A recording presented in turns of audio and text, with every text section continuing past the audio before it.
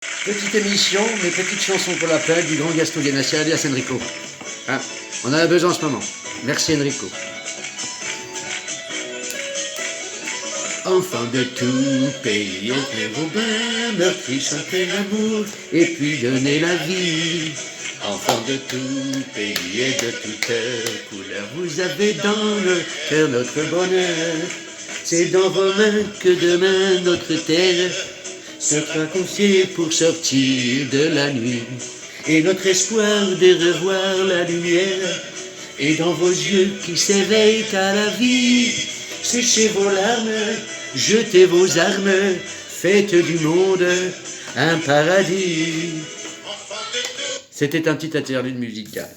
Gaston, pour ceux qui lui crachent dessus, Gaston était à côté de M. Menahem Begin, qui n'était pas réputé pour être une gentille colombe, pour aller faire la paix avec Sadat. Je sais, je parle de paix en ce moment, je me suis fâché avec tous les gens que je connais. Mais, ce conflit me désole. Regardez M. Netanyahou qui hier s'est fait huer par les familles d'otages. Regardez l'interview de Mme Ferrari. Alors si elle est journaliste, moi je suis rabbin. Parce qu'elle aurait pu lui poser des questions, mais monsieur Netanyahou, comment se fait-il que vos services ont réussi en Iran à viser l'appartement d'Ismaël Haniyeh sans ne faire aucun dégât sur les apparts tout autour, au-dessus, en dessous et sur les côtés? Donc on peut faire un tir ciblé. Pourquoi vous n'avez pas fait ça pour les autres? Pourquoi raser tout? Et j'en reviens à Martingale. Pourquoi ne pas avoir bouché d'un côté les trucs et d'envoyer vos hommes au surin? Alors vous auriez perdu des otages, mais peut-être moins qu'en rasant tout. Comme quoi c'est possible de faire des frappes bien ciblées. Enfin, elle aurait pu lui poser ça comme question. Puis elle aurait pu lui poser aussi des questions sur les 200 journalistes qui ont été tués sur place. Sur les chaînes d'infos qui sont, même si c'est Al Jazeera, qui sont fermées de force. Même si ce n'est pas la même ligne éditorialiste. J'aurais bien aimé qu'une journaliste pose ces questions. Mais bon, je me trompe peut-être. Sinon, je vous invite à entendre les dires de M. Kouchner à Radio J, face à M. Aziza. Ça aussi, c'est très, très, très, très drôle. Ou revoir l'émission sur Alicide de M. Sylvain Sipel, n'est-ce pas? Les interviews de Shlomo Send, ou de Ilan Papé, voilà. Et la grande Agnès Levallois, qui vient d'écrire un bouquin noir sur ce qui se passe là-bas. Bon, et puis alors sinon en filigrane, vous vous souvenez de l'ancien Premier ministre Ehud Olmert, qui lui aussi a eu quelques petites casseroles au cul, mais qui lui a payé sa dette à la société israélienne.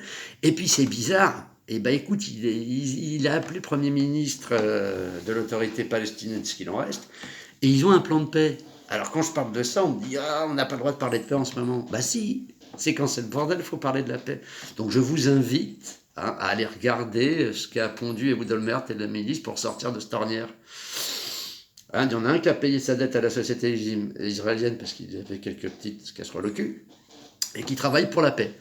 Puis il y en a un autre qui est au pouvoir, qui a lâché totalement ses otages. Je vous rappelle qu'il y avait quand même 3-4 petits réservistes, voire plus, qui ont dit le 4 et le 5 et le 6. Il y a des gens qui bougent au bout du jardin dans le pied à lapin. Donc voilà. Ne parlons pas des 130 réservistes qu'on dit pas en mon nom.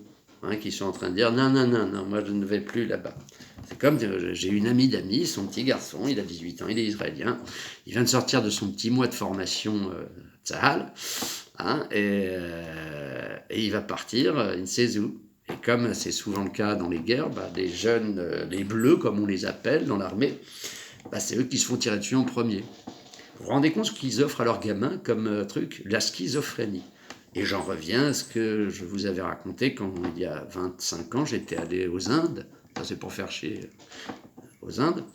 Je voyais des jeunes avant Tsahal qui se défonçaient à l'acide et au chilium, après Tsahal qui se défonçaient aussi à l'acide et au chilium parce que c'est pas ce qu'on m'avait dit, dites donc. C'est comme c'est pour ces pauvres gamins qui se sont fait tirer dessus à la rêve party Nova. Bon, ils n'avaient pas bu que de l'eau, les mots.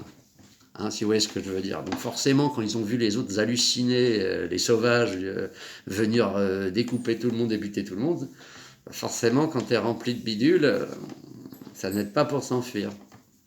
Enfin, déjà, d'aller faire une teuf devant le clapier à lapin, il faudra peut-être plus choisir un autre endroit. Hein, je dis ça, je dis rien pour les organisateurs de la fête. Bon. Donc voilà. Donc ça, c'était pour ce qui était de ça. Bon, sinon hier, j'ai regardé un peu les programmes audiovisuels. Alors ne parlons pas des chaînes continues où là on entend des inepties sans borne. Hein, là on parlait de la France. Alors que le petit Macron nous sort des inepties sur la création d'Israël. Bon, si, c'est une résolution de l'ONU en 48 qui a dit oui. Alors après, ils se sont fait la guerre avec leurs petits voisins arabes, mais ils ont gagné. Hein, et puis, tout le monde leur avait fourni des armes. Hein. Et je rappelle à tous ces gens qui disent que la France n'est plus l'ami d'Israël parce qu'on ne veut pas continuer à donner des armes, parce qu'on est des méchants Français antisémites. Alors les petits gars, je vous dis juste comme ça que De Gaulle, jusqu'à une certaine limite, leur a vendu plein d'armes, et que la petite centrale de Dimona qui leur a permis de faire leurs bombes nucléaires, puis les autres, c'est nous qui leur avons donné les choses. Alors à un moment, De Gaulle n'était pas très content parce qu'il disait « c'est pour du civil, attention mes amis israélites, ne dépassez pas le Rubicon ». Bon, ils ont dépassé, De Gaulle a tapé du poing sur la table, il a dit on arrête. Bon, ça n'a pas suivi. Mendes France et d'autres ont fait si, on leur donne quand même. Hein. Donc, si vous avez votre force dissuasive, c'est grâce à nous. Donc arrêtez de nous chier à la gueule. Et puis, comme je le répète toujours, si on est un vrai ami d'Israël, on ne les pousse pas à s'énerver. Enfin voilà, c'est celui qui a la force, l'appelle libéré Barghouti, écoutez Oudolmert et les hommes et femmes de paix. Hein? Ça serait mieux. Bon, et alors sinon, dans 10 jours, alors là, ouais, c'est la fête sur le service public. L'homme au furet sur la tête. Le bien nommé Donald Inouye. C'est trop fort. Hein, ah là là, les nazis, Adolf Hitler est là. Hier, nous avons vu Madame Anne Sinclair. Oh, merveilleux. Non, du grand. Ah, sinon, à revoir, parce que Marcel Gauchet, l'un quand même de nos grands penseurs, il était sur cette chaîne en continu, CNews. Marcel Gauchet, très intéressant. Ah, je ne porte pas forcément CNews dans mon cœur, ni BFM. De toute façon, moi, ces chaînes continuent, m'exècrent. On n'a pas le temps de poser des questions, on n'a pas le temps de développer. Je préfère Thinkerview, je préfère Lucide, des émissions fleuves de 3 heures où les gens peuvent répondre. Hein, et on n'est pas dans la dichotomie blanc-noir. Donc bon, dans une semaine, c'est la guerre civile aux États-Unis. Vous êtes prêts, les gars?